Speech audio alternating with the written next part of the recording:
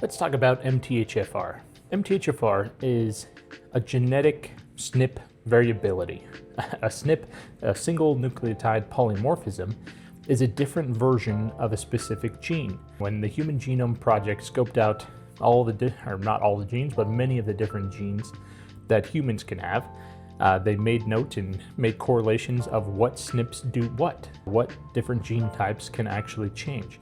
And so MTHFR is one of these ones that have been pretty well studied and well understood, at least by certain types of scientists and doctors. Not all doctors will understand and appreciate the differences of the MTHFR genes. But the two main SNPs that we always talk about is the C677T and the A1298C MTHFR gene SNPs. Look back at one of my other videos when I talked about heterozygous versus homozygous versus wild type. That just means how many SNPs or how many parts of that gene you received from your parents. Either you received one from each of your parents, or one from one parent, or none. And that's kind of the difference between those. But MTHFR, what does it mean if you have MTHFR? If you have one of these SNPs, the main thing that people struggle with is exhaustion, just being tired.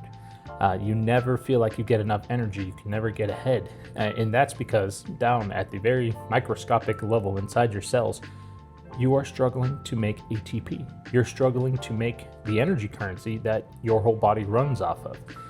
Based on the different MTHFRs, the C677T homozygous one is the most intense, and where you will have the least amount of efficiency of making energy.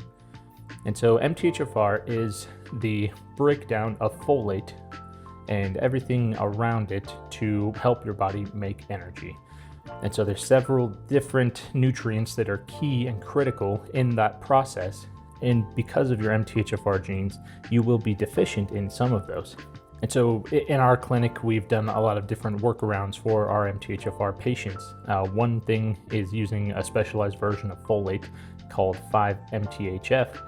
But that version does tend to lead people to overmethylate, and everyone's a little bit different. Everyone can handle a little bit different amounts of it.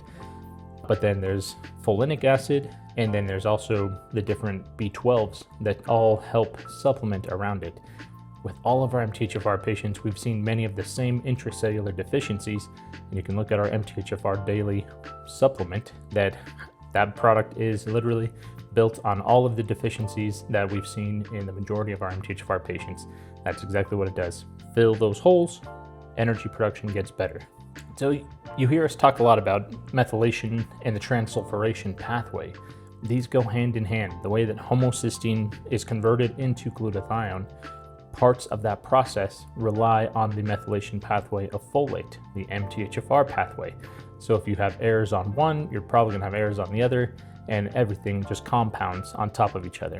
But if you can address your MTHFR issues, you can address your antioxidant production issues as well.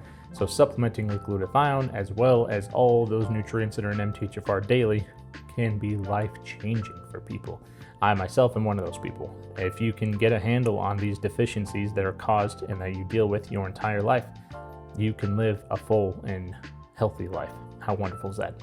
The one way I always like to think about how to treat MTHFR, how to manage it, is filling in holes of a brick wall that is missing pieces, missing bricks all throughout it. With a very unsturdy wall, it doesn't function very well as a wall. It's ready to fall down, things can pass right on through it. But if you can fill and place those bricks exactly where they need to be, you get a very sturdy and strong wall. And that's exactly what your body can do as well. Fill the holes caused by MTHFR, and your body will thrive.